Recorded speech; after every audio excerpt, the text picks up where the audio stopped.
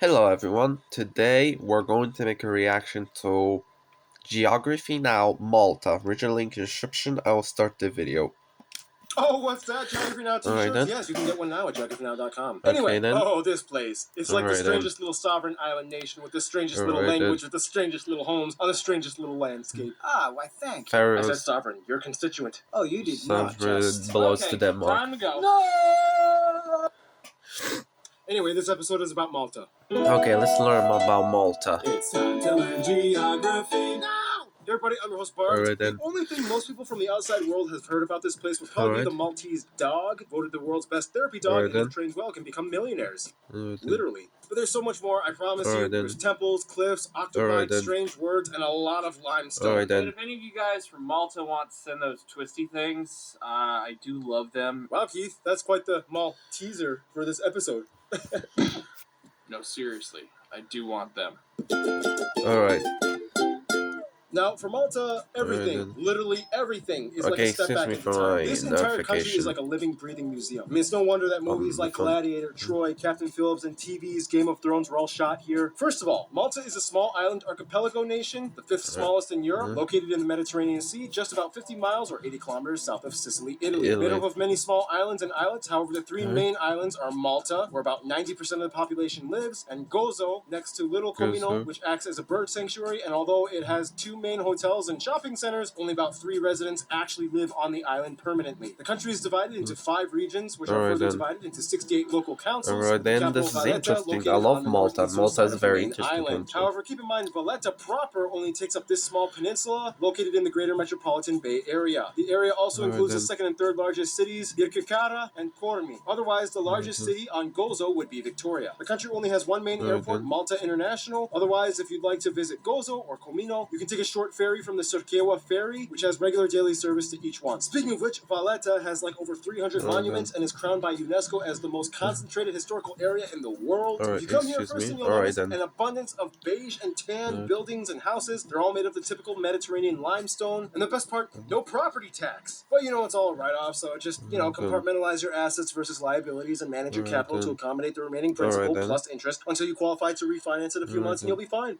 Yeah, I just bought a house. Anyway, back to Malta. Malta may be small, but oh man, does it have history. They have megaliths older than the pyramids of Giza. It has places mentioned in ancient texts like Calypso's cave and Homer's Odyssey. Paul the Apostle from the Bible was supposedly shipwrecked here, which is why Malta is considered an apostolic see, which is kind of like a site of significance founded by an apostle of Jesus. Oh, and many of you may or may not have, or probably not have, heard of the Military Sovereign Order of Malta. This is a weird separate entity from Malta, which has relations to Malta. We don't have too much time to explain in this episode. We will make a whole video related to it later. Stay tuned. There are so many sites and places of interest in Malta. However, some of the top and lesser known ones might include places like the Manuel Theater, various forts like these, the Castile Palace, the Saluting Battery, the Grand Master's Palace, the Palace Square and National Library of Malta, the War, Aviation and Maritime Museum, the National Aquarium, the Falconry Center, the catacomb complexes of Rabat, the Jesus Tree, the Old Prison, the Duck Village of El Gezira, Victoria Citadel with various museums like the Folklore, Archaeology and Natural Science Museums, the Mosa Dome, the third largest unsupported dome roof in the world, the Popeye Village in Anchor Bay, built for the Popeye movie, and it was just kind of left there. And of course, any of these various megalithic temples scattered on both Malta and Gozo. And that's just the man-made stuff. When it comes to nature, Malta has an interesting way of using its limited space, which brings us to...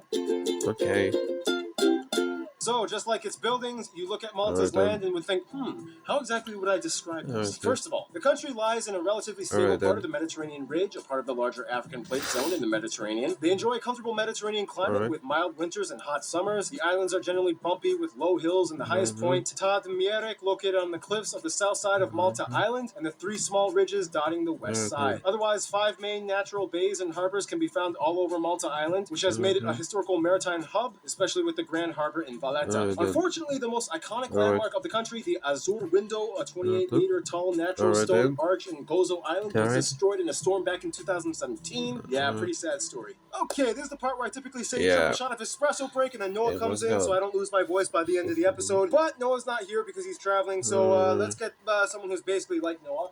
Our token female, Hannah. Are you sure? I can never replace Noah. I mean, won't your subscribers, judge me? Hannah, it's the internet. Getting judged means people are paying attention to you and they think you're worth an opinion, okay? Just read what I wrote for you on the teleprompter and you'll be fine. Okay, well, I'm just gonna read what you wrote, so if I get any hate, it's your fault. She learns fast. Malta has no permanent rivers or lakes, and most fresh water comes from either desalination or groundwater pumping. Nonetheless, the shores and beaches are beyond beautiful, with places like the Blue Grotto and the main island. There's also great snorkeling with the coral reefs that can be found in places like Tuna Reef, Coral Gardens, and the Crystal Lagoon. With a high population density, virtually every square inch of the land is used, despite only about 5% of the population working in agriculture. Crops are diverse with items like potatoes, grapes, tomatoes, and cauliflower taking up the majority of produce. The national animal is actually not the Maltese dog, but rather the Pharaoh hound, traditionally used to hunt rabbits, which is one of the most popular meats on the island. Speaking of which, food! The name Malta in itself possibly means honey from ancient Greek, and today they take cuisine very seriously. You'll get a lot of pasta and meat, however some national dishes and drinks might include things like Maltese ice cream. As mentioned, they love cooking different types of finnick or rabbit, kidney, fish like lampuka, sea bass, and octopus are popular, Maltese sausage, spaghetti rizzi, and the national dish, pastizzi. And twisties. Send me some. Otherwise, Malta's economy is mostly built off of the service sector with a huge emphasis on tourism, which is easy for the multilingual populace. Now let's talk about the Maltese people, shall we? Alright then, let's learn about demographics. Thank you, Hannah. Follow her on Instagram.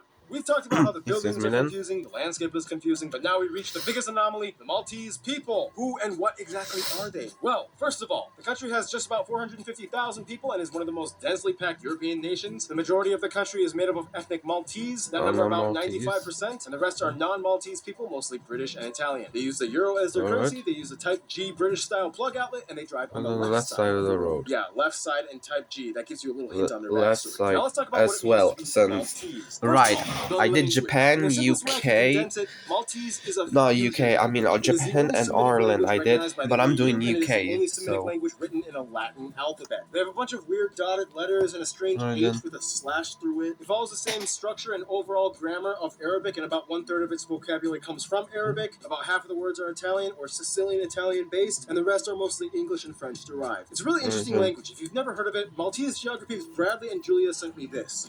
Bonjour, كيف انتم؟ نسبر لكم لشو؟ نشتاق لكم الجنات الطيبة. Ciao.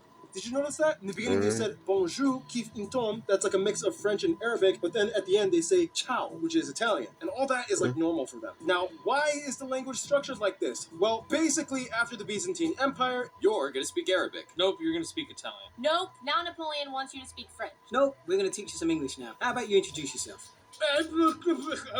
basically, after Malta became a Christian nation, a bunch of people were still speaking Arabic, but they were cut off from the predominantly Muslim Arab world. So the dialect was free to kind of drift off and become its own thing. Centuries later, Maltese was born. Today, the country's two official languages are Maltese and English. No shocker, they were once a British territory for 150 years. The vast majority of citizens are because it or even also drives on the left side of the road, just like Japan, Ireland, even the UK, and Australia, India. Of Arab and Semitic roots with a strong Anglo-influenced undertone. It's Maltese. They have the second most national holidays in the EU at 14, just behind Cyprus with 17. Every village celebrates a week of festivities called Il Festa. Some big ones in the summer include days. Catholicism plays a huge role in culture as over 90% claim to follow. Alright, I'm sorry, it dropped. They are very open to embracing contemporary values as this well. is interesting. Crime levels are incredibly low. We've been learning another country that drives also the left side of the road.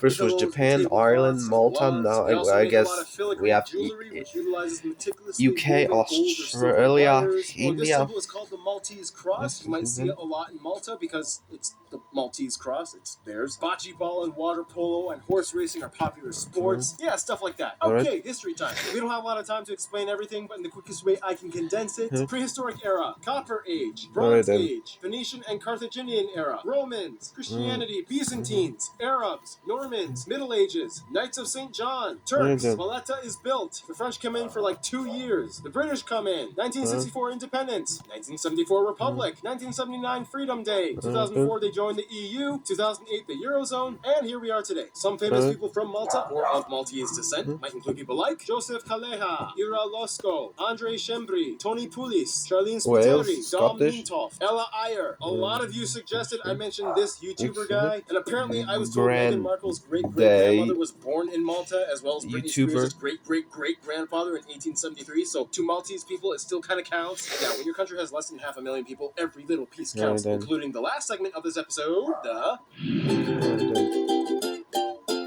In World Never War mind. I, Malta was nicknamed the Hospital of the Mediterranean as many soldiers were sent there. To this day, they've always kind of had a nice neutral place on the diplomatic spectrum. For one, Tunisia and Libya have been their best friends in northern Africa. Both countries are probably the only Arab-speaking countries that can kind of understand the Maltese language. All of them have had a lot of exposure to the Italian language, and many can pick up easily. Also, they like to travel to each other's countries and do business. Australia has been a close friend for a long time, as they have the largest Maltese community outside of Malta. During war years, many fled to the country, which of course was also a British colony at the time, and today many of those that remained have relatives in Australia that they like to visit regularly. When it comes to their best friends, however, most Maltese people I have talked to have said probably the UK and Italy. These two countries have played the biggest role in outside influence on Malta. It's funny though, because for a long time, many people were fighting to make Italian an official language, but after English won, it kind of created the division of political parties. Also, whenever they watch soccer, football, matches, they're kind of torn between which nation to root for, and if one loses, they can kind of bandwagon off of the other. Either way, they love both. In conclusion, you look at Malta and think,